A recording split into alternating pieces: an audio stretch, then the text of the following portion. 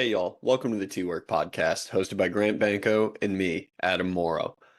From entrepreneurs and athletes to the rat racers of corporate America and those who refuse to be put in a box, we want to share their stories and understand how they ended up where they are. Success and development come in many shapes and sizes. We want to hear about it all. So grab a drink and pull up a seat.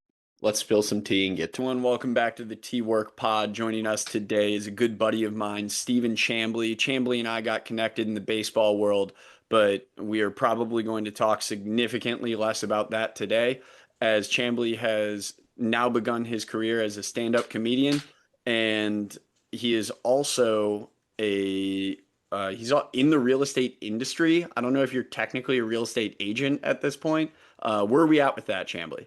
As of a few days ago, I finally passed my exam, so licensed real estate agent applies. Congratulations. I will be calling you shortly to help me with a few things in the Tampa Bay Yes, area. Uh, perfect. We're yeah. networking. Are you doing a commercial? Are you No, doing residential. Oh, hell yeah. Because I remember Perfect. you I were got you. doing some commercial stuff for a little bit. Right. And I was trying to figure out which one to land on, but we went residential sales team. Well, thank you very much. This helps me out significantly, and I will be telling Corey that we have somebody else that we can talk to for our eventual move back down to the Tampa Bay Perfect. area. I got So you.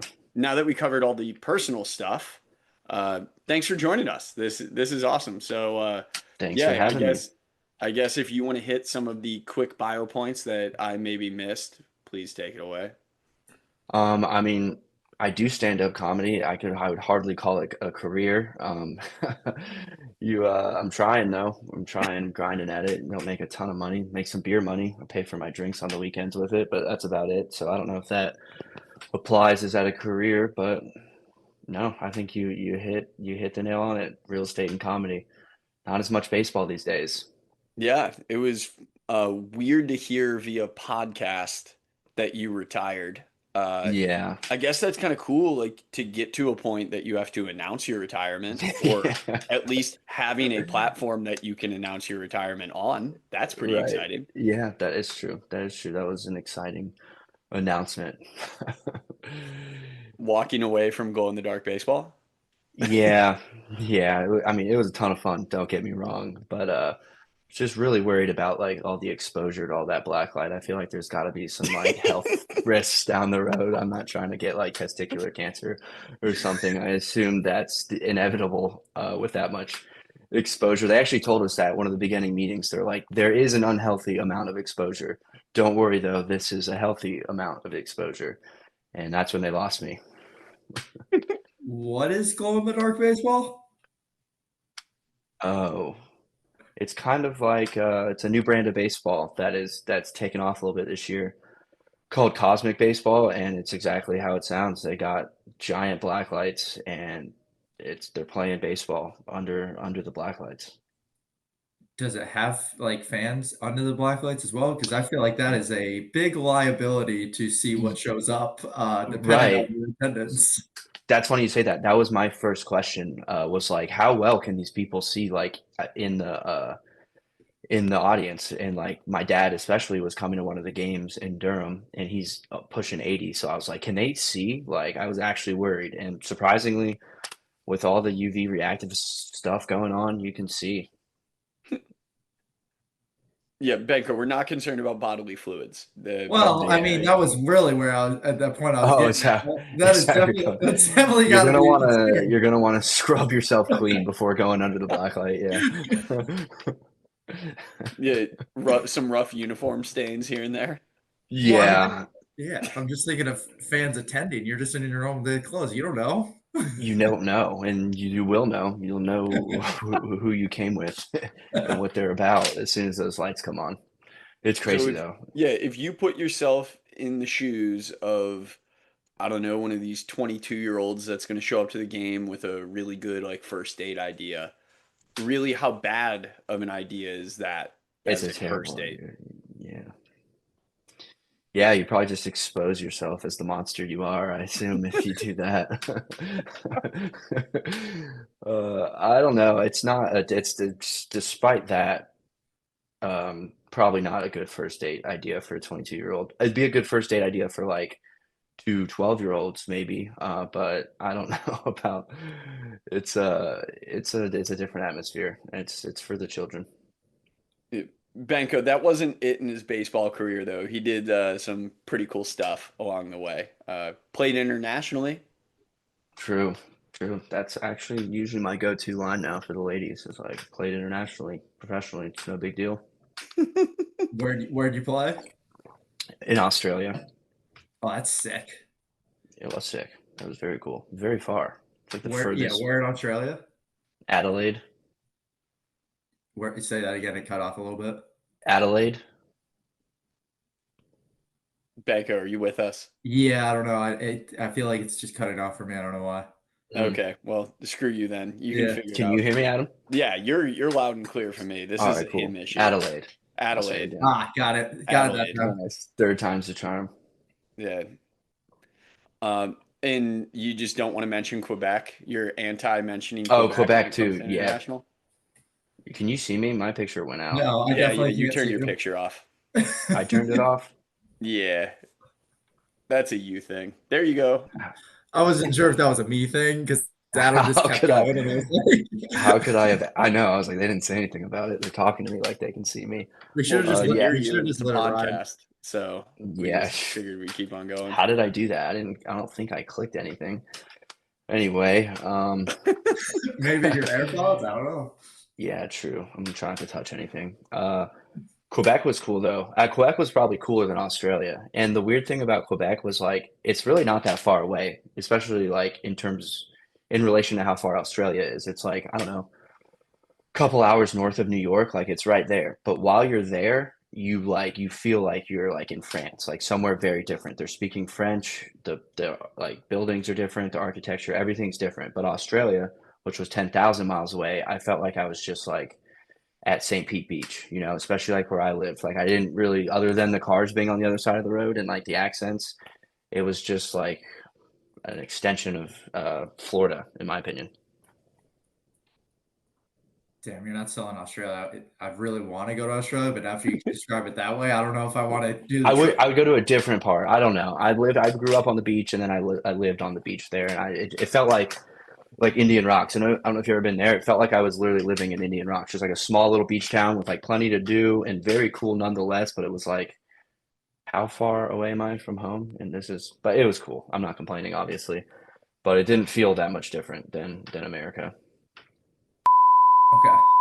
I still go, I guess. I don't know. Great sales pitch on it. Yeah, You're I don't really know. selling it hard here. It's not worth it, honestly, now that I think about it. Unless you got like a reason to go, I wouldn't go just to be like, I saw Australia. I would have gone to like, if you're gonna do that, go to like New Zealand. That actually has like cool things. I hear to like, I don't know, if hiking, just stuff like that. Did you Did not you go go to? north at all when you were in Australia? Did you look at the brush or do any of those kind of No, like I excursions? stayed right on the beach. Yeah, That's where all the animals that can hurt you are north. I don't know. If you're gonna be there, like you said, you felt like you were just in Florida. Why not expose yourself to the rest of the world? Yeah, true. I didn't have a car, so that would have been the issue number There one. we And issue go. number two, I was so like worked up about my baseball career and like what I was doing that I wasn't worried about like traveling. I was like still playing most days, so there was that. A little busy. Adam can't be just going on excursions.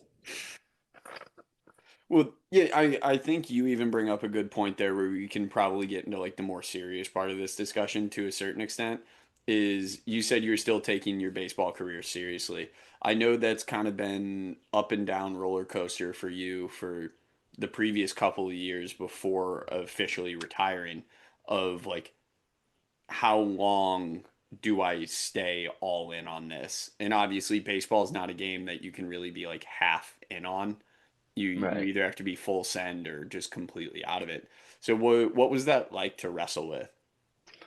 I mean, it was tough, obviously. You put like a ton of time and like work and effort into anything and get worse at it, you're gonna get frustrated. Or stay the same for that matter. I wasn't actually getting worse, but like you're working hard and you're kind of just staying in the same place. You're getting older.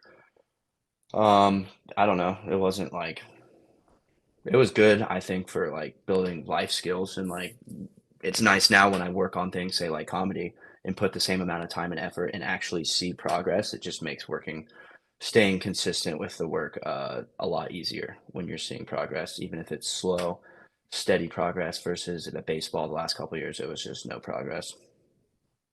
We've had this conversation with a couple different people on this podcast and just separately in our own lives playing baseball. Everyone gets to the point where they realize their career is over. But Mhm. some people take longer to accept that or not accept that. What was the gap for you of like realizing, all right, this isn't going to be a long-term career versus not retiring because like you still can play and realize that it's not going to be a career forever. But like, what was that gap of you realizing and actually accepting it? Like how long of Yeah. the time gap? Like a year and a half, 2 years, I guess 2 years now from like recently. And I can tell you exactly what it was one of my teammates was my age. It was in Quebec, and he was sitting like 97, 99. He was the reliever of the year. He was my age. He had like a 1.2 ERA, and teams were like, "Sorry, dude, you're too old." I was like, "Oh, dude, okay. If this guy's he's too old with that kind of stuff. Like, God forbid I did figure out how to throw 99, just to have them tell me I'm too old." And then just kind of got realistic with it. Was like, I still enjoy playing and like traveling and being with the bros in the locker room. So kind of drug that on for a little bit longer. But that was what really did it. Was like, oh, that sucks. So assuming you were a pitcher then? Yeah. Yeah. Yeah, we probably Sorry shouldn't for have not done bringing that That'd part be up, funny to man. say that and be like, no, I was a catcher.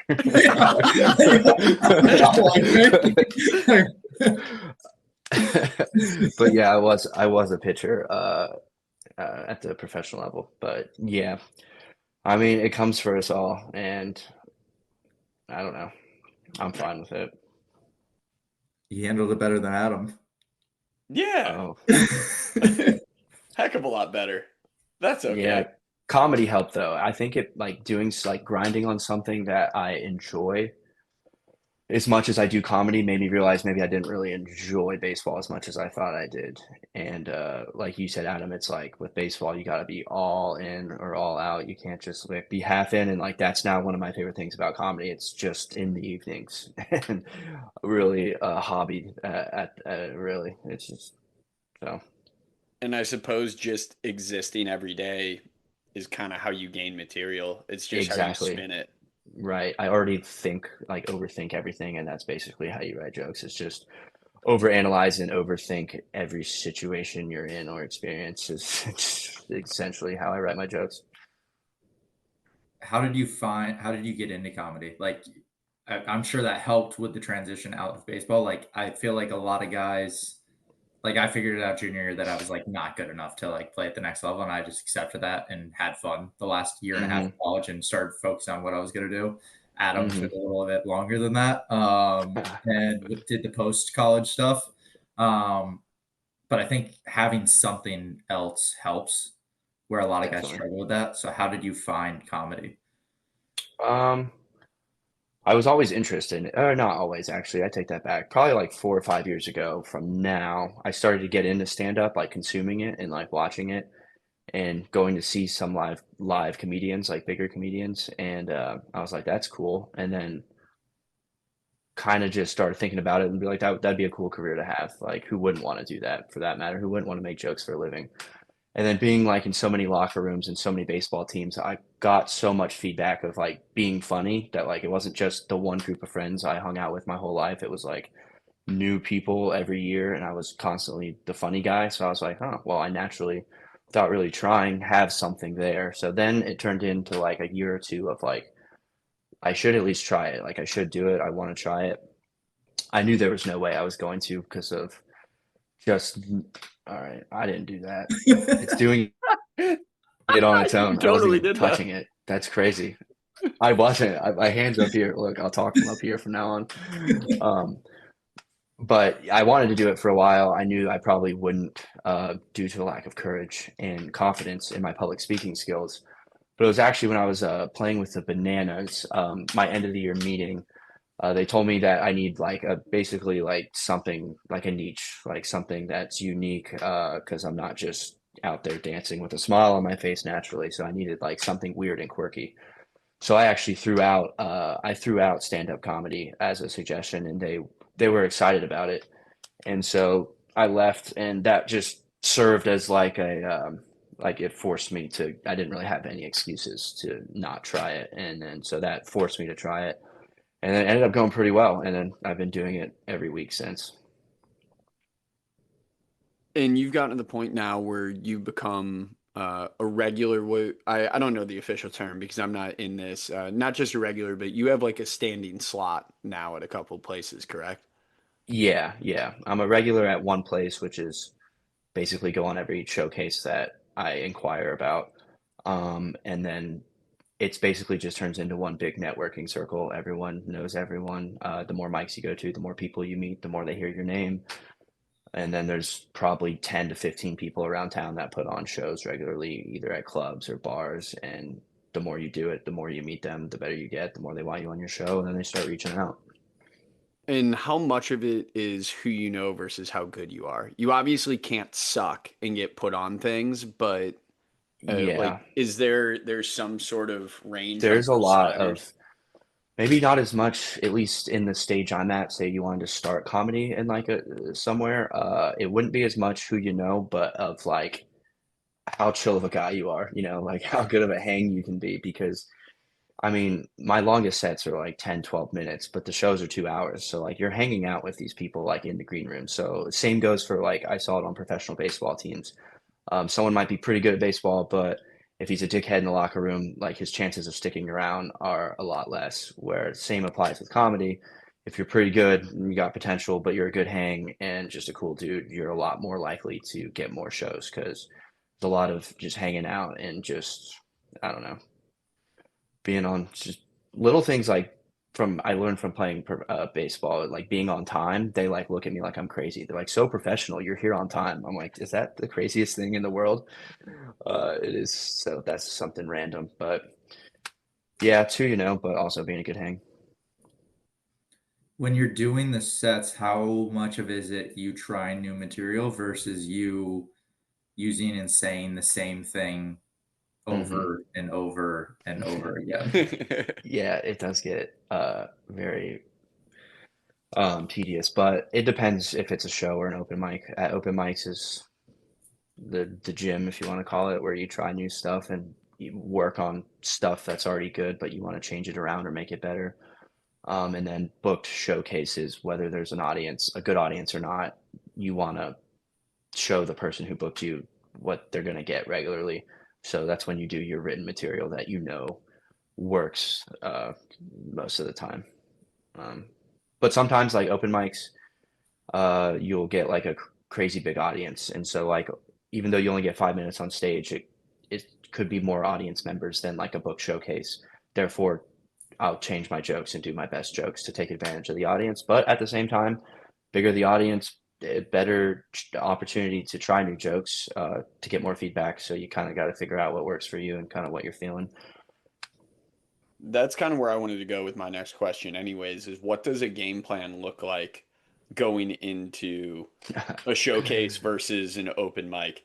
Obviously, you started to hit on it a little bit, and like how much of it, I know you have things that you're writing out, but how much of it in the moment are you kind of ad-libbing to a certain extent? Like, are you going off of bullet points to tell your stories and tell your jokes, or are you legitimately going off of like a rehearsed sheet of paper? So it's only been a year, so I'm trying to figure out what works best for me, but I've played around with both. When I started, it was like word for word scripted and rehearsed. No matter what, I was saying the exact same words. And then as that went well and I gained confidence and got more comfortable on stage, I actually what turned out being lazy, but I thought I was just like working out bits and ad-libbing on stage. So I'd show up to the open mic with like just a couple topics and try to riff on stage, which is still like a good skill to like work out or sharpen. But I think the your best jokes are going to be scripted and written, but not just handwritten, but like spoken out loud. So I say them over and over again out loud to myself, and the more I say it, that's where I make my edits, and then I edit it on the. I actually just started using the like text to speech. I probably should have been doing that the whole time, but I'm still trying to figure out what works best for me. But right now, I'm entering another season of scripting it word for word. So whereas in the past like 4 months, I finally got so comfortable on stage. I love just showing up to open mics with like no real plan, and like I'd get laughs and have a decent set, but like I wouldn't get anything that really had much substance and could be used in like showcases.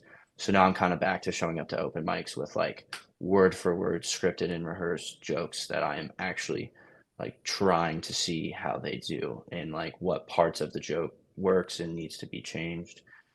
And a lot goes into it. Like, was the audience even good? You know, I don't know. It's a lot. It'll get you thinking, that's for sure. At the open mics, when you're trying stuff out or you're on your own, kind of saying it to yourself, are there recordings so you can kind of listen back to it and you can kind of hear it and play off of that, or is there less of that? You can audio record. So like it's like everyone audio records their sets for that reason. I hate hearing myself talk. I don't do it enough. And when I tell other comedians I don't do it, they're like, "You're insane." That's so I think I don't know. I need to do it more. I video record when I can. You can't do that at open mics, but it shows they'll let you. But I just hate it. It's like pulling teeth going back and watching or listening to myself. I'll just be like, "Yep, it went well." So I'll just do that again next time. That's great, man. You obviously learned a lot from looking back at your outings throughout baseball and understanding what you can do better. No, I'd be like, "That was good. I'll throw it there next time." Wasn't good. Maybe I don't throw that pitch again. But no, I need to. I really do need to record at least voice record every single set. One, it's a good metric to just like this year. I want to keep track and like track like just stage time, like how much time I spend on stage speaking into a microphone over a year, weekends versus weekdays, just to collect some data and compare it to maybe 4 or 5 years from now. Plug that into your Whoop and your Aura and whatever else Yeah, you're wearing these actually, I days. stopped wearing it as much. Whoa. Now, I actually kind of don't care about my health quite as much as I did playing baseball. Yeah, I'm thinking about getting fat actually. Now that I don't need to like be in shape for baseball, I figured now's the best time to get fat and just test drive that, see how that feels. Right. Yeah. I mean, probably a good call. You'd be funnier if you You were as can't be fat too as. jacked and expect people to laugh at you. If you go on stage like looking good, they'll be like, "What's this guy's problem? Why is he so serious?" You know. But you go up there all nasty. Joe Rogan, though. He's an Yeah, but exception, that's and he TRT. purposely wears loose shirts so he doesn't look too jacked. He's talked about it. That's like a Has real he, science. Like if you look too good, they might not want to laugh. has he really said that? Yeah, yeah. I listen to all this stuff. I especially listen to Joe Rogan's podcast with other comedians because they talk about like stand-up processes and routines. He's one of the few that do it, and that's where I forgot who he was talking to, but they were talking about not getting too jacked, and he's like, "That's why I wear loose shirts and long sleeve." Interesting. I did not know Yeah. that. That's Yeah, I that is mean, where he's still jacked, but that's where the question came of saying over and over because people talk about his special that he did on Netflix, and it's like he said that set 400 times in front of live audiences. So like to him, it's boring as can be because he's literally just mhm, saying the same thing in the same tone because he knows it works, and you have to just accept that it's boring as can be if your right. set's good. Yeah, yeah. I mean, I can't fathom doing it as many times as like they have, but the couple jokes I've had for a while that I tell at every show, it gets tough, and you get into like it's actually tough to like show the emotion that you need to with the joke because you are just saying it again, and especially if there's not like a big audience and they're not really laughing. So not only is it a joke you said a bunch of times, now it's eating shit. It's really hard to like get into it, you know? I'm already very monotone as it is, as you can tell, so that's a real struggle. What makes a good audience? Audible laughter. You feed heavily off of like audible feedback. So like pretend like your eyes are closed and like whatever you're hearing, is what you're gonna get, and it can kind of vary because like I've had some pretty small crowds of like 10 who are very loud, and like I'll take that over like 30 to 40 of people who just really aren't audibly laughing. And that's just what you like. That's the instant feedback. You tell a joke, you hear a loud laugh, you're now gonna be like more emotionally invested into your next joke, and like you just ride that wave of confidence. And it goes both ways though. If they're not laughing at the beginning where they should be, you're like, uh-oh, I got 10 more minutes of this. This is, you just know right away. There's like a couple punchlines I have towards the beginning of my set that if they don't laugh at that or barely laugh, I'm like, I know the rest is gonna be bad. Do you have a method to like get an audience hooked? Like you said a couple punchlines early on. So are you doing like more quick hitters trying to get No, people engaged or is mine are long, so that I do need to engage them at the beginning. And I've learned to the best way to engage an audience is to not tell anything scripted or even like make it obvious that it's like written material. If you go straight into like a written joke and it's obvious, they kind of have a hard time getting into it. But if you make it like more conversational, so like a good time to do just a tiny bit of crowd work, or people, a part of the art is writing something like whether it's a question or an opening line that sounds conversational, but you say it every time. But the more you say it, the harder it is to make it sound conversational. But my new thing that's been working is just addressing the Savannah Bananas because everyone's heard of them now these days. So if I open up with that and make fun of them a little bit, that gets them listening. And like night and day since I started doing that, it gets them listening to the rest of the set. So what I say about the Bananas is like kind of funny, but them just knowing I played for them get like they want to listen now. So that's been hooking everyone. So that works out. Not to have you say what you say in your set, but does it have anything to do with the guy not landing the backflip on CNN? I've only done yeah, I touched on it because that was recent. I did touch on that. Yes, that's I didn't realize he like busted his chin and lip like because I just watched the clip a few times and then the guy who did it released like a video addressing it and he's all stitched up and everything. That's it is the oof. single funniest thing I've ever seen come out of the Yeah, state it of is. bananas. That Like, is I mean, very funny. RIP that guy's face. I don't think they Yeah, care because any content is good content as far as they're yeah. concerned, unless They're of probably course pumped. it. It was Yeah, like I scripted, mean, dude. I think that was Jesse's idea actually was like, listen, this is what you're gonna do on CNN. We've greased the floors. I would have said that had the dude not been in his own comments making excuses. Yeah, I know. I saw a couple videos after just like addressing it, not even just from him, from other people. Like he'd do a backflip catch and be like, that's the guy we know. And, you know, it's like, all right. It was hilarious, and nobody's hating on you. Like I can't backflip. Like I mean, Yeah, I I know. think what you do is pretty cool. Like, will I make fun of it? Maybe. To all my Will I friends, laugh at yes. your failure on live TV? Yes, I will. But that's also with hand up saying that I have Like no ability to come anywhere close to any of the things that you're to currently that doing. athleticism, yeah. Yeah, it is funny though. It is very funny. I will be honest, I did steal some of my bits from for my bananas joke from that episode of the Yak that I sent you. They had some good stuff in there, so I kind of riffed off that.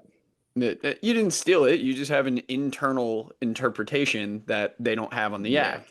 You right. I know, didn't actually steal it. I got inspiration from it, delivering it differently. I bet that's got to be so hard going down this path for a moment.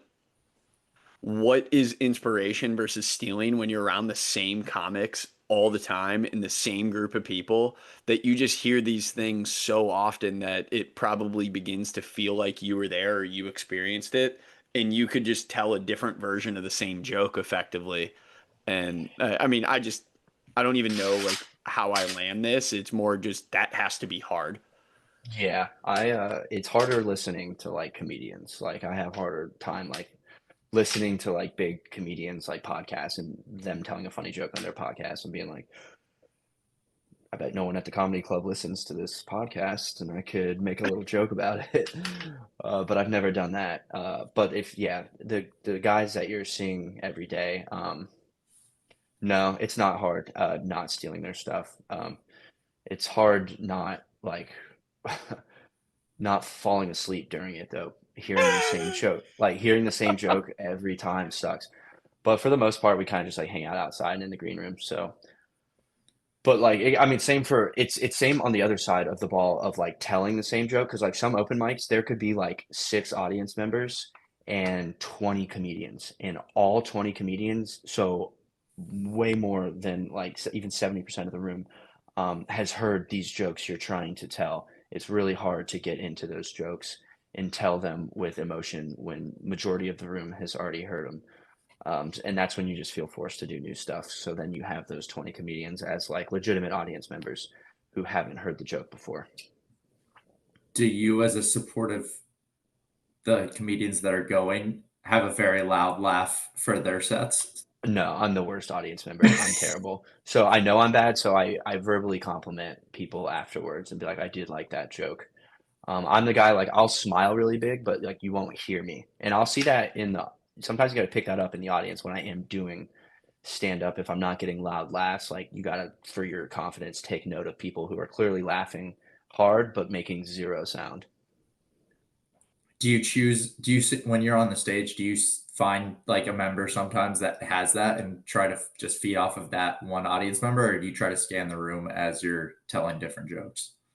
I try to scan the room, I think, but I tend to gravitate towards like 2 or 3 people, but some people don't like being looked at. And so like I'll be scanning and there's always at least a couple people that you make eye contact with and they try to like casually like look away. And then you find yourself continuously looking at them and them continuously looking away. So you're like, all right, I gotta look at someone who's gonna continue to look at me. Have you played off that at all and just started to look at whatever they're looking at? Yeah, I should. No, that's a good idea. But like, what are you looking at, dude? Every time I look at you, you're looking away. Just call them out. You're welcome. That's Credit a good me. idea. Yeah, hold on real quick. I gotta write this down. Speaking of that, Corey did ask for a follow-up. Not sure how much carryover we'll get. What is the current Chili's situation? Any news on the chicken crispers and what's going on in that world? No, and I haven't eaten there again since I started. I'm doing a joke on stage now about it, just like complaining about them getting rid of all their deals. I'm kind of out on Chili's. I still like, I keep craving it. Like me and my girlfriend really like Chili's, so but every time we go, we're like, I don't know, it's just a better option. Yeah, Banko, sorry for bringing that quickly to a spot that you didn't know. Yeah, Corey has been very upset. There's a deep Reddit thread about Chili's changing the recipe to their chicken crispers. She's been campaigning on this for a while, and then Chamblee dropped on one of his podcasts with his buddy Keith. Shout out Low Ceiling Podcast, Nice. afunnypodcast.com, right? Yeah. Yeah, afunnypodcast.com for anybody looking for it. But he mentioned that he was writing a joke on Chili's and just how none of their deals exist anymore. So he It's went like from expensive to eat spending, there. yeah, you went from spending $12 for a meal to like $58 out of nowhere. Literally. Yeah. It hit you out of nowhere. That's insane. I haven't been to Chili's in like, I don't even, probably 15 years. Buffalo Wild Wings, though, bottomless apps. Yeah, how'd you do on those mott sticks? Not good. But it is Under hit. Oh yeah, 18. Like, Dude. awful. I made a mistake. I got chips and queso, and it's a huge plate of chips. So yeah, I'll throw excuses. It's fine. How'd you place the line at 50 and only get to 18? 50? Oh gosh. If you want to get fat, Chamblee. Yeah, I mean, bottomless apps. I didn't know they bottomless had apps, that. $10 a table. 4 people, $10. Not a Wait, person. it's $10 a table? A table. What? Q They're and I doing spent bad. $10 and got 30. Math is hard. 36 mott sticks, fried pickles, and chips and queso for $10. Really? Yeah. Could you have gotten more? Yeah, we had a good waiter. Like, he would set down the mott sticks. He's like, all right, what's your next round? Like, what do you I was want? about to say that's what they get you. They're like, here's your first round of mozzarella sticks. I'll be back in a half hour to check on you. Oh no, he was on That's it. good. Like, That's nice. I'm gonna have to so check that out. I didn't know that existed. yeah, it's probably gonna end once football starts, but Gotta Good point. get in there quick then. yeah. But we'll probably try again. So I'll go for 50 at some point. I'll prepare better. Just do the mott sticks. Yeah. To I bring used us to eat there back. a lot. Oh, No, oh, I apologize. No, this is your show. You go ahead and riff on I was just gonna B-dubs. say I used to eat there a ton because they have the BOGO on like Tuesdays. I went there a lot, especially during COVID, but I felt like they took a big quality hit out of nowhere one day. So I kind Yeah, of I think I that went was from eating there a 2004. lot to not. No, it was like 2020, probably 2021. But the 2 years before that, I went there every week for like 2 years. Yeah, well, they might have found the way to get you back in the door. Yeah, I know. That's what I'm saying. I haven't been there in a while. I'm like, I don't know that. I'll try it again for $10 unlimited apps. Are you kidding me? I Jeez. mean, it's worth it in my opinion. Are they fried pickles spears or chips? Chips. Mm, that's not as good as spears, but You're I a mean, it'll Spears do. guy. Yeah, dude. Fried pickle spears are like rare and elusive. They're hard to find, but they're so good. There's a Maybe spot in Savannah that does fried pickle spears. They are pretty good. The other thing I enjoy about fried pickle spears, I think I personally enjoy chips more when chips are done well, but I think spears, for the most part, have a higher average production because you can't get pre-made fried pickle spears. Everybody who does Yeah, spears makes them. that's an interesting take, and it makes a lot of sense. A lot of sense. Yeah, versus your Mm, stock fried pickle chips. I mean, those are ass. yeah, I know. Well, they're not ass, but they're not as good as the Relatively spear. on I the love pickles. spectrum. I love pickles in general, let alone Yeah. fried pickles. Oh my gosh, So we are so back to good. a previous podcast topic for you. So I guess which episode was this? Was this your beef bus episode? Nobody needs to listen to that now because you talked about drinking pickle juice for like Yeah, it 20 was the minutes. last one we did. Yeah, we talked about it for that long. Yeah. Someone else commented on that. I am the Yeah, same I way love though. pickles. Just love It's them. kind of funny you bring that up. I have this recipe saved, shout out Instagram, I suppose, for feeding this in my algorithm. I have a recipe saved to like brine chicken after I finish a jar of pickles, brine the chicken in the pickle juice. And yeah, yeah, Ooh. And then exactly. what do you do with the chicken? You bake it? And then you can either bake it or you can pan Just do sear it whatever. or whatever. You blacken it, whatever, however you want to cook it. But you just That sounds good. soaked it in pickle juice for 24 hours before you cook it. And then you make yourself a little like kind of like dill dressing after the Oh yeah. fact. Like a tzatziki? Kind of, sort of, It's I kind of suppose. whatever you want. Yeah, Yeah, I get whatever you you. want to do. That sounds good. I might have to try that method. I'll do anything pickle juice related. Yeah. Yeah, I mean, I now what sucks is because I'm an avid consumer of your content, I almost responded with like pickleback shots and all that, but I know So that's talking exactly about what you guys talked the about story. on your Yeah. episode. So I'll avoid that, and now I'm just going to go back to the serious question that I wanted to ask earlier, semi-serious. All right. How bad is it, or how much does it even happen when you find yourself like accidentally doing bits around people, or if your comic friends are accidentally doing bits just because it's the way you guys communicate now? Yeah, that's kind of like an unwritten rule. If you're hanging out with comedians, not to do bits. And I really don't like when people try to do them on me. It's tough because I can't give like honest feedback. I'm just like, dude, I hear enough comedy. You got to do it with an audience. Yeah, I'll tell you what, my girlfriend is sick of it. That's for sure. She is not a fan. She likes going to the comedy shows, but she's kind of over me. Just like, could that be a joke? Could this be a joke? I was thinking about doing a joke on this. She's just like rolling her eyes. But yeah, you don't want to. Some people like it though. Some people like being bitted and bidding people and getting feedback from like small social settings. But I keep it to the stage, man. Keep it to the stage because what works with two people on a podcast might not work to an audience of 20 Latina ladies. Is that your dream audience? No. No, it's just Oh, funny. so what's the problem with having 20 Latino ladies? No, it actually I had the yips for a little while for like black rooms where like it just like if it was majority black it wouldn't go well. Like it just wouldn't I mean this was a pretty small sample size, maybe like 7 to 10 times. And so enough to where like it got in my head and I was like, great. So like as I see audience roll in one night and it was like 90% black, I was like, oh, great. This isn't going to go well. But I ended up crushing and broke out of the yips and now actually like surprisingly do very well with that clientele and prefer it.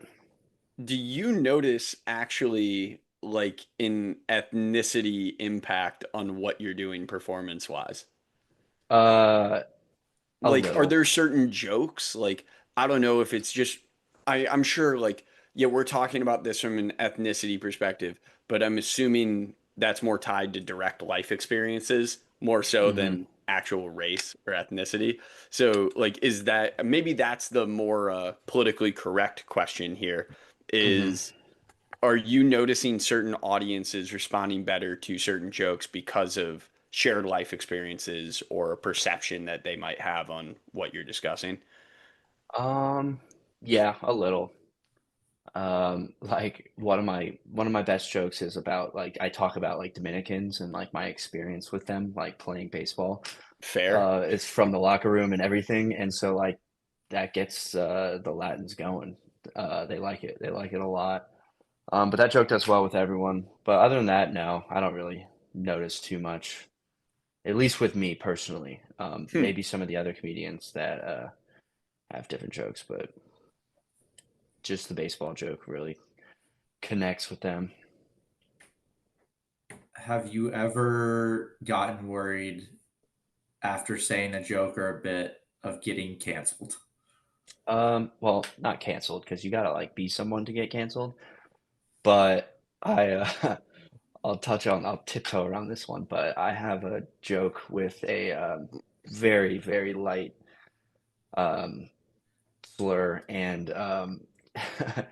it does really well here in Tampa, Florida, especially in Ybor City. It does well, no issues. It's actually the funniest part of the joke. And I've worded it in a clever way where it's not like offensive by any means, and everyone agrees.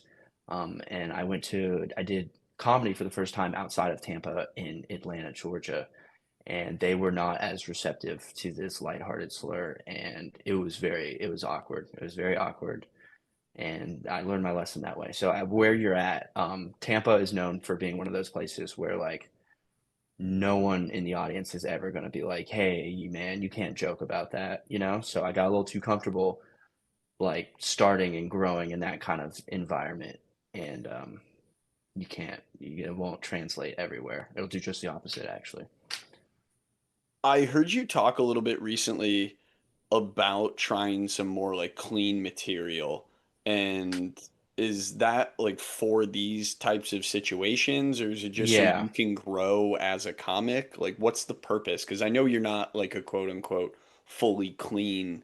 individual in that regard. Yeah, yeah. Well, I did what most people who start comedy did, and you grab the lowest hanging fruit and you rely on dirty jokes, drug references, sex references, mainly like profanity. I didn't do that.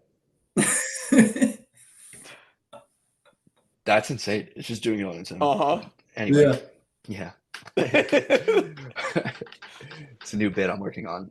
But anyway, I did that at the beginning and relied on just like some not dark humor, but just heavy profanity, stuff like that. And I learned going to Atlanta that kind of like that joke I still use, but I started doing other places. So where I started, that flies, and that kind of darker humor, dirtier humor does really well. But then I started getting like shows at like the first one that I learned that lesson was at a like an art museum, and so it was like clean cut, like age range 40 to 60-year-old people that was just so far out of my comfort zone that didn't think some of my jokes were funny that usually do very well. So it was like okay, I got a little too more comfortable just doing jokes that do well in that one area, if that makes sense. I don't know. The cleaner they are, the more the more likely they'll do well, like at any show with any audience.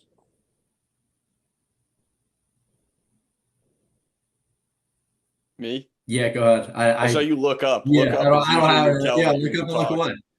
Yeah, just look away. You looked up and to the right, which generally Yeah, he means you're saw me about to look at say him. something. No, I was Um, thinking, but yeah. nothing came. Okay, well then I will pick it back up. And speaking of clean comedy, now that we're on this road, I'm assuming that's what the majority of the stuff was that you had to do when you were on your cosmic tour. Oh What yeah. what was it like trying to perform comedy to what I assume in some cases was multi thousands of people? Yeah, that was actually really interesting. I think that was a good experience, like having to go fully clean in front and one speaking in front of that many people. But it was kind of tough because it was like a dual act, kind of like an improv act. Like it was me and another dude both on the microphone at the same time. And he's on the other team. We're supposed to be kind of like beefing and roasting each other in our respective teams. And I don't know, I kind of just wrote general jokes about baseball and just jokes I thought might do well at a baseball stadium. And he did zero, like no preparation, nothing. So it turned into me like doing a stand up routine and then him like commenting on whatever joke I said and just saying some crazy stuff. I don't know. We only got like 7 or 8 of them in. We only did like 8 minutes at a time. So like not that much time, but I mean, it was fun. It was cool. That was the only part I like was still enjoying about playing and doing all that, but it was just such a small part of it that it wasn't a good comedy. It's just not like comedy. It's like the best shows you do. It's like people are sitting down and they're paying attention. They're not talking. They're listening to you. And you're inside with like low ceilings.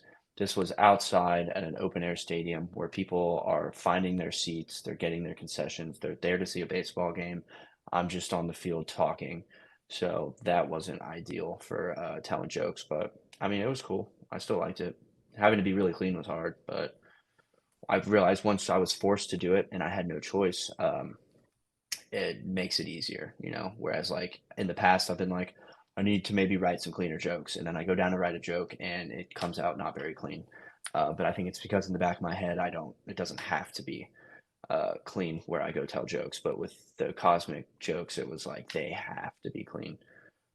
So I managed to pump some out. You Any mentioned a low ceiling. I'm gonna continue to talk Banko because you weren't ready on your last turn. That's fair. Go Um, ahead. all You right, guys need to get a sweet. buzzer. Yeah. Buzzer's just Uh, whoever hits it and first. yeah. Next, should that be going blank on your screen?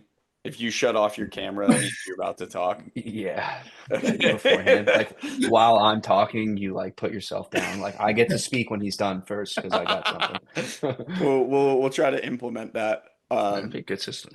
Yeah, and it definitely is not just a situational joke based on your inability to keep your camera rolling. But you mentioned the low ceiling being part of an ideal setting. One, is that the inspiration for the name of your podcast with Keith? Two, what does that ultimately mean? Like having a low ceiling? Is it just like a compact room? He did the name. He does all of it. Honestly, I just show up and talk. So I was like, yeah, I mean, it sounds good to me.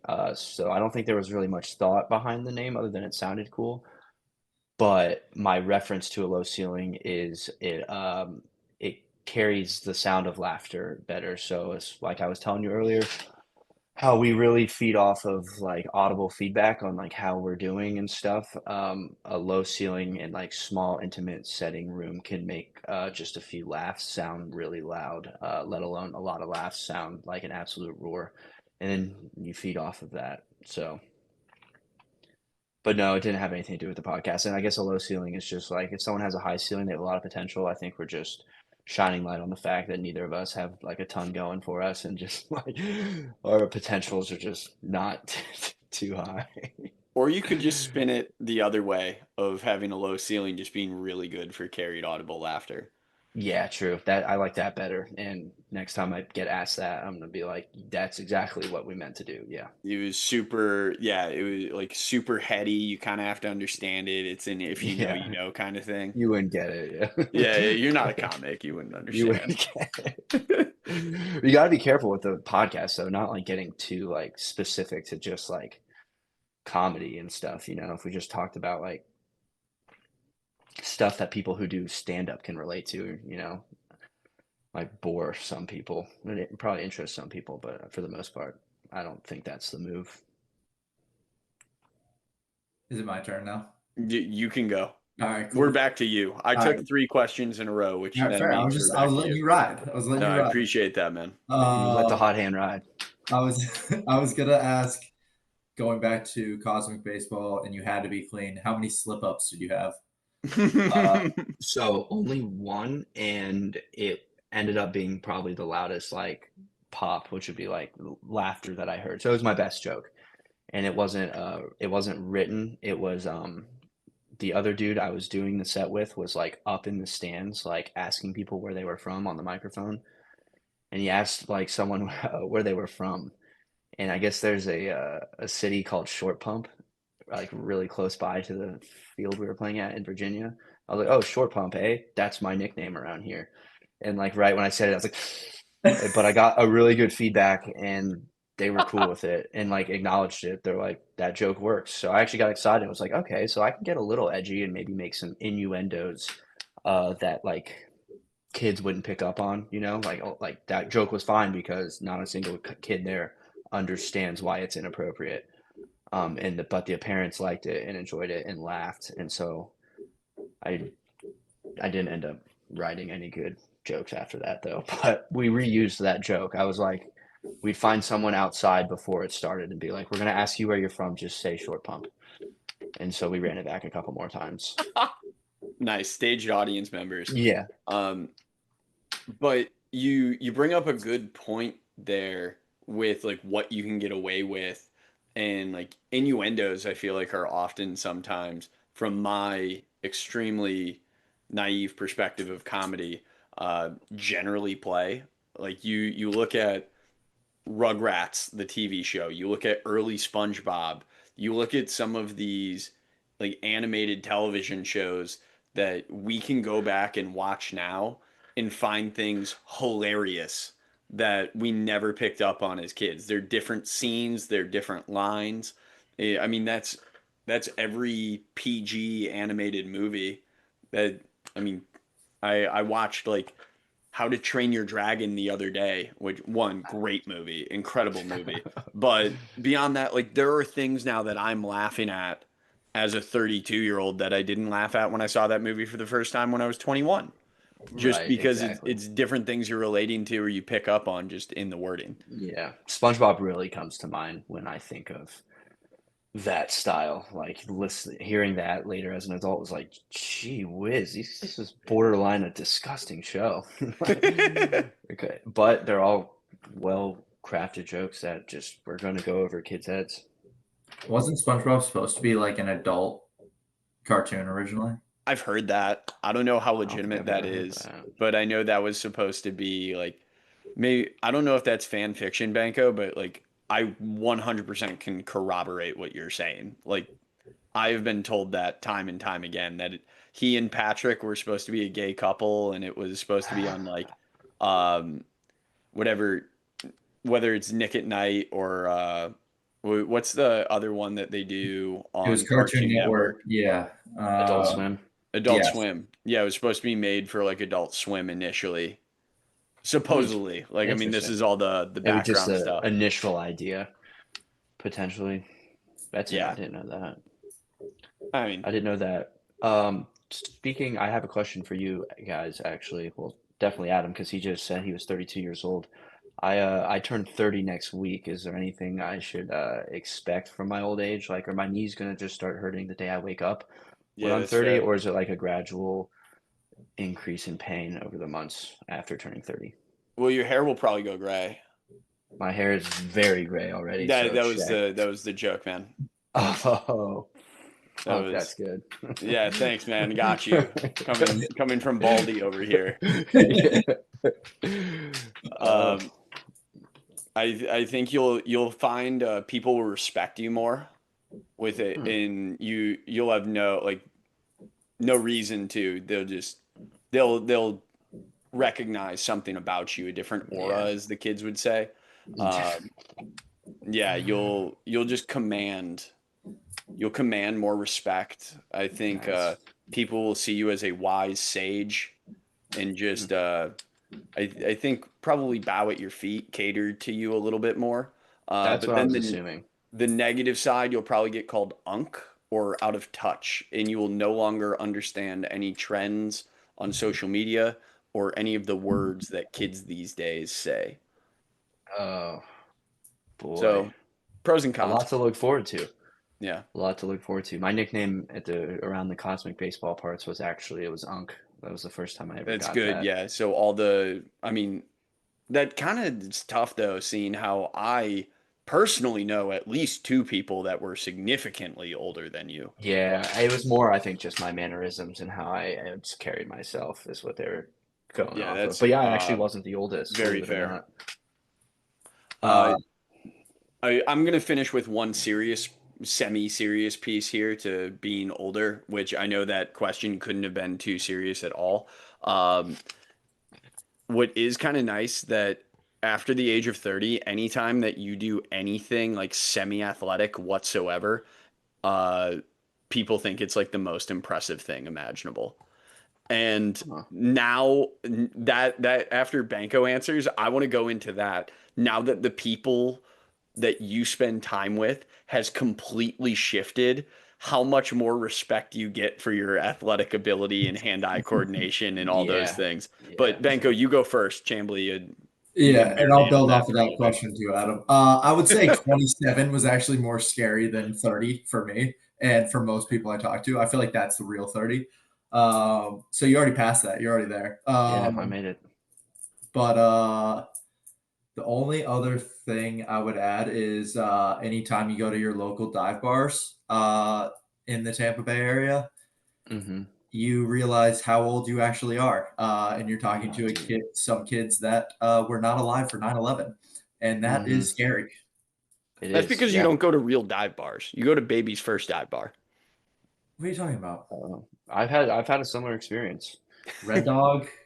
Red Yeah, Dog. No, baby's so first dive bar. that's what I'm referring to. That's where I experienced that not that long ago. I'd argue that place got overrun by young people over the last couple of years. Yes. As a mixture, I got older, but like on a Friday or Saturday night past like 10 p.m., it's like a college frat party, dude, and I just can't do it. I just can't do it. I actually did it the other night anyway, though. I have to play pool. I'll go and play pool because you can kind of get some space over there. I won't get too far into it, but I do feel old. That How does have make me we feel very not old. run into each other?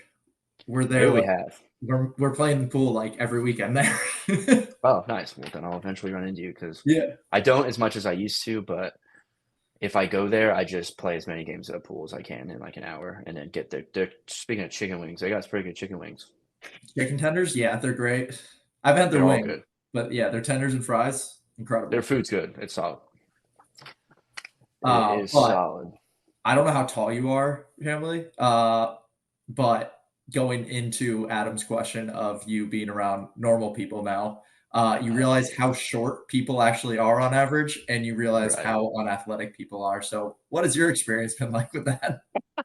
Definitely. Well, especially doing comedy, like comedians and athletes don't typically mix, so they're already like, oh, but you don't see them in an athletic setting, if that makes sense. So I know none of them are athletic, but we're not running around the comedy club and stuff like that. Only I do that. But I play a lot of pickleball. I guess the people playing pickleball are definitely like more athletic than the more normal people, but I play pickleball with sometimes like 40, 45-year-olds who I don't know. That's just where I see the biggest shift and where my athleticism helps me a lot is on the pickleball court. I actually won a tournament on Sunday. It's no Yeah, big deal. congrats on that. I saw that Only on tournament Instagram. I've ever played in. I'm 1-for-1, whatever. But I don't know. So you're Getting not old's kind doing of the scary.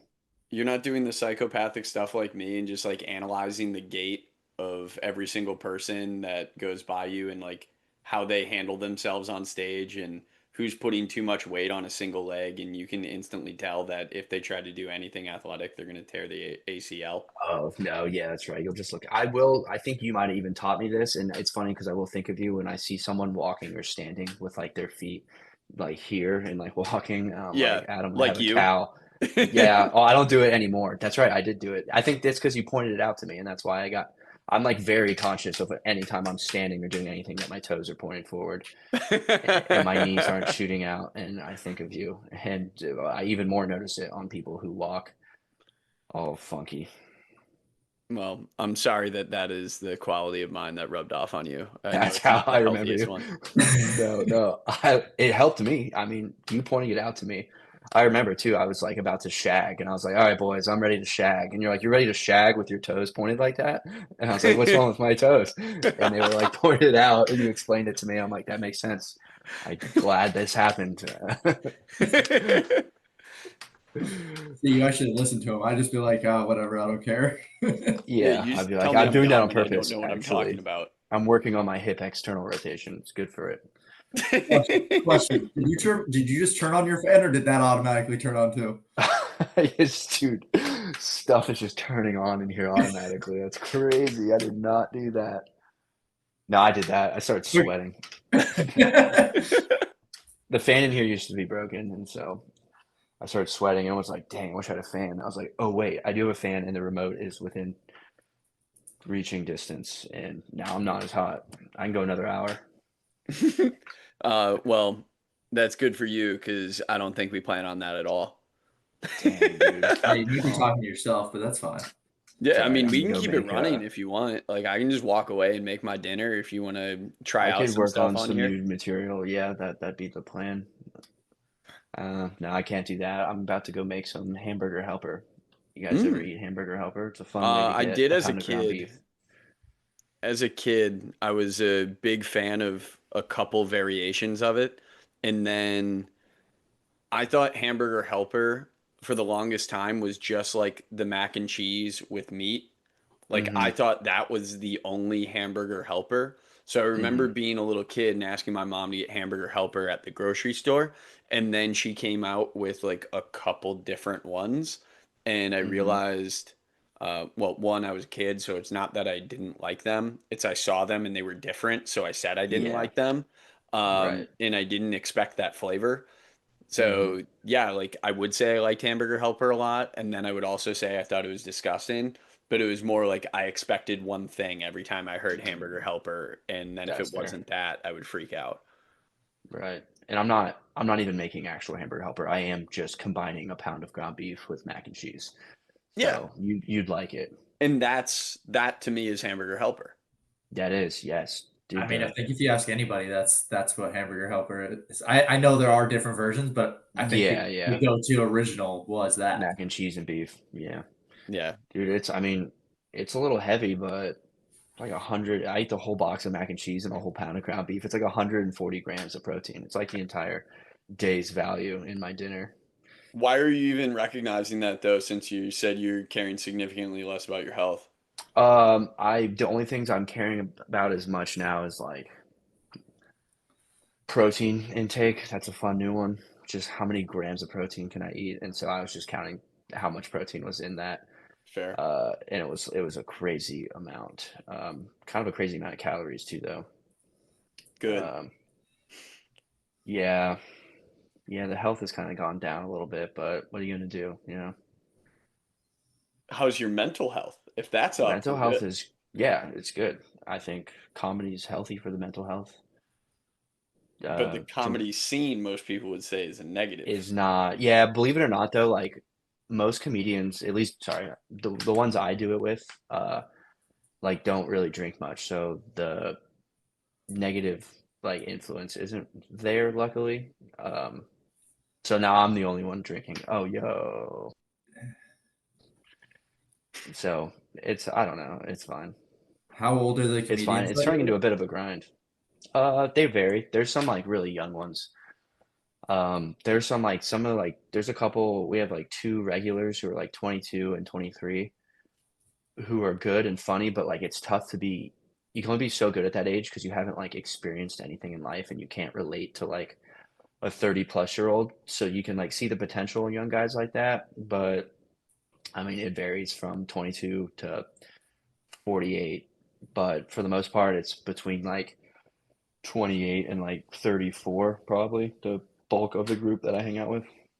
That didn't help what I was gonna say. Uh, Because Gen Z doesn't really drink versus millennials. There's a recent no. study came out as the drunkest generation like ever. Oh, really? Yeah. Wait, the one The millennials which are so 90 ours ending at 96, I think is when it ends. Yeah. when it ends. Okay, so I'm around the end there. Yeah, no, that makes sense. The younger ones aren't drinking as much, but I think it's more just like they do it so often that it'll catch up to you if you do it. Like I got reliant on like drinking before every time I did stand up just for the courage. But I was just doing it like once or twice a week. But then as I got better and started getting shows, I started doing it like 4 or 5 times a week, up to 7 times a week. And I never got to like drink that much, but I had to learn quickly, like, okay, I got to actually do this completely sober, which was a sobering feeling or realization. But Yeah. yeah, Fair. Growth. Hashtag growth. Good for you. hashtag growth. Yeah. Healthy What are you gonna do? minds. That's Healthy that's what you're minds. gonna learn at 30. What's important in life. Yeah. Yeah. I'm learning that. Yeah. Or you Well, catch a second wind. I catch a second win and I start drinking twice as much. bold strategy. I might actually just do that and see where that goes and then reassess at like 35. Seems legit. Yeah. I mean, you'll Why have not? stories. If you remember, the stories will be good. Yeah, I just need to record it or something, get a body cam. The stories will be good. So I guess final questions for me here before we all part ways and eat our respective dinners, because I know that is on everybody's mind and belly, I would assume at this point. Um, where do you want to go next? Like this is my last serious question, then I'm gonna have a funnier one or a joke. I don't That's want to fine. call I it don't mind funny. the serious ones. So the last more serious question is like where do you want to go? Like what to you is making it in comedy, and do you want to make it? Yeah, so actually people have been asking that a lot. And Well, I then don't really shitty have question. I apologize. no, it makes sense. And it's made me think more about it is why. Because when you start something like that, you're like, I'm gonna make it. But comedy is a weird one where like the more you do it, you realize like even if you are really good, like no one gets good quick. It took Shane Gillis 10 years of doing open mics before anyone knew his name. So it's a very long process, and so I guess I don't really think about whether I want to make it or what that looks like being successful. Being successful and making it, the only thing I can focus on is how consistently am I going to do it, and am I still going to enjoy it? And on times I'm not enjoying it and it turns into a grind, it's like, do I still, is it something I want to grind at? I guess it's a healthy creative, like having a creative output is healthy. So if anything, it's just like a healthy hobby or a healthy drinking hobby. If I am going to drink and hang out with people sometimes, at least I'm getting some reps using my brain and doing some public speaking, if anything. And worst case, I just do it as a fun hobby in Tampa my whole life, or wherever I live for that matter. And best case, I'll just reassess as I go. You know, the bigger the shows get, the more potential you see. Um, who knows? But there's no real end goal to it other than to just keep doing it because I enjoy the process. Mine's more, it's still kind of serious, and then I'll have a fun question as well. It's two parts. When you first meet somebody and you tell them you do stand-up comedy, how often do they go, tell me a joke or make me Tell laugh? me, yeah. I And- wanted to open the podcast with that. Tell me a And, joke, funny boy. Yeah. and how annoying is that? It's not annoying. It happens often. It's not annoying because I get it. But I refuse to like tell, like I won't tell them a joke, you know? And like depending on how insistent they are, like someone with some social awareness will like be able to tell by my response that I'm not going to tell them a joke and I don't want to. But someone else might continually ask throughout the night, every 10 minutes, like, come on, tell me a joke. Come on, just one joke. What's your best joke? And I might tell them like what my best joke is about, but then I have to like nicely explain to them the difference between like a social setting joke and a live audience joke and being funny off the riff with no plan, stuff like that. And they get the message, but it's not annoying. Perfect. So the next time or whenever I do play you in pool at Red Dog, that is, I'm just going to insistently, while we're playing, say, tell me a joke. Come on, tell me a joke. Tell me your best. Come on, just your best joke. And I'll be like, it doesn't work like that. But at the same time, it's nice to like, I don't know, maybe they're interested in hearing about stand up. So I get to explain the process behind it a little bit and the difference between like my best joke, telling it to someone. If I told you my best joke right now, word for word, it's like a 2.5, 3 minute joke. Like you probably really wouldn't laugh much, you know, but you get a good audience and it's just so different between hearing a joke live and all right, see ya. I guess you're the host now. All right, It's balls your in your show. court. Yeah, just start asking you questions. Well, I guess on the bright side, if that's all we got, that was about an hour. Is it still recording? Yeah, it's still recording. We're good.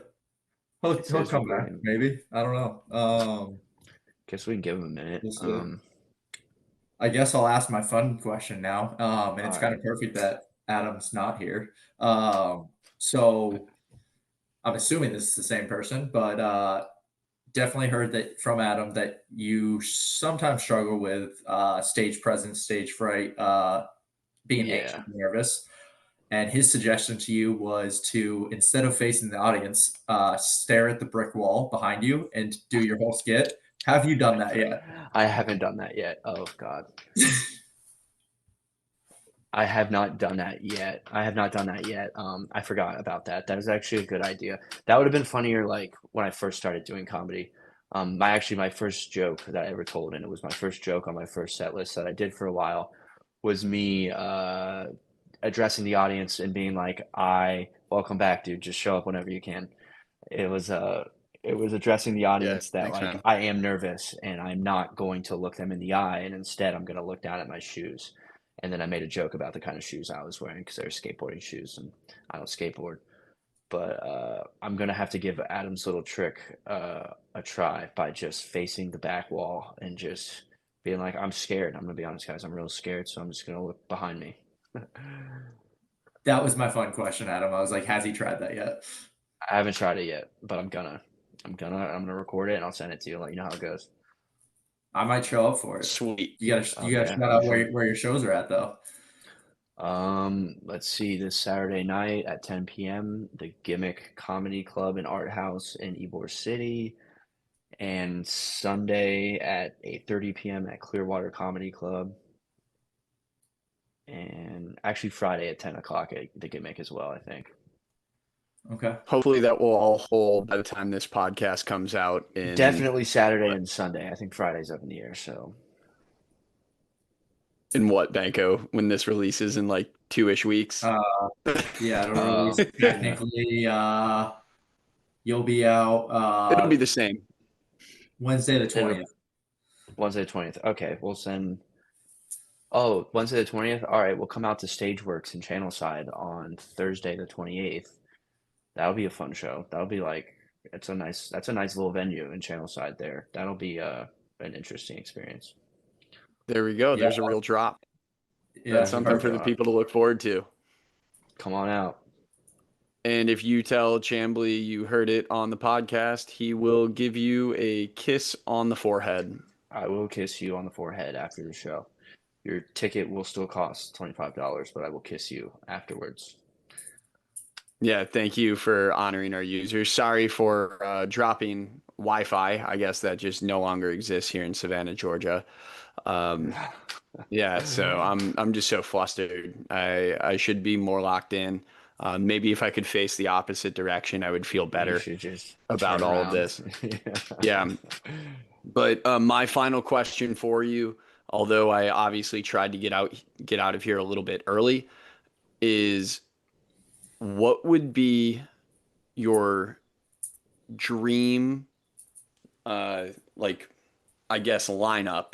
You are not allowed to be the like headliner. Do you get pick four people? What's your dream uh To be on a show group? with or to watch? No, you are included. It is to be on a show with, a special, to headline a showcase, or not headline a showcase, to be on Yeah, a yeah. showcase with. So who are the three other comics that you're picking, and who is the ultimate headliner? That's a good question. Am I picking them because I think I'm gonna have a good time hanging out with them, or I just want the personal accolade of like these are my three favorite comedians? Or am I taking into account Take like it I'm however gonna you want. travel with them? Now I Whether got you you. think it's going to be an elite green room, or whether you think it's actually going to be like the best show imaginable for the audience. All Take right. it however you want. I don't care. Well, Shane Gillis is number one for sure. That's a no-brainer from me. And then probably little Sasquatch from Barstool, Harry Settle. Harry Settle, he's funny. I'm on his podcast, or I listen to his podcast every week. I have for years. He's so funny. I saw him live in Tampa too. He's very funny. I don't know if I really enjoy his attitude around the green room, from what I can tell, but he is very funny. Um, and then the third and final one, probably Nate Bargatze. I assume you've heard of Nate Bargatze. Yeah, he's Uh-oh, cutting in and out, Adam. Yeah, yeah, your I'm slow connection. internet. Well, I'd want Nate because I think that ideally Yeah, he's long the term would clean be guy, the right? best. Yes, he's very clean. And I think that's where like any comedian would agree they'd want to end up. Like it's just like a low key family life, but he's just doing comedy shows and just completely clean comedy. Um, he's very good, very funny. Yeah, just Adam, such a that's good. clean That's ending good. to this podcast too. Very clean Yeah. ending. Maybe if you turn off your video, Adam, your Wi-Fi would be good. That's what Chamblee was That's doing. why I was doing it every Oh, time. He wouldn't good mix it call. in. That's it. That's how I'll finish. Yeah, stop video. Maybe it'll get better. That's Let's still process. you. Thanks for the Flex Pro Grip ad. Everybody check out Yeah. Flex Pro Grip, Check flexprogrip.com. out flexprogrip.com. That's right. Yeah. All right. Well, that does it for me. That was my final question. I know my internet got shitty there at the end. I'm gonna blame excuses on everything else and Right. not my here because that's what we do as adults. Blame others for our incompetencies. Oh yeah, I Yeah, haven't yeah, taken personal responsibility for any of my actions in a while. yeah. But you're cutting out, Adam. So I'll jump in and just say thank you to everyone for listening. Chamblee, thanks for joining us. Thanks for having me. Listening to my outro. Thanks again. Nice. Bye, everyone. Thank you. Hi, everyone. Grant here. Thanks for tuning into the show. If you could like, share, and subscribe, we'd greatly appreciate it. Also, if you think you or someone you know has a good life story to tell, we are always open to guest suggestions. You can send those suggestions to our email, tworkpod@gmail.com. Thanks again for the support.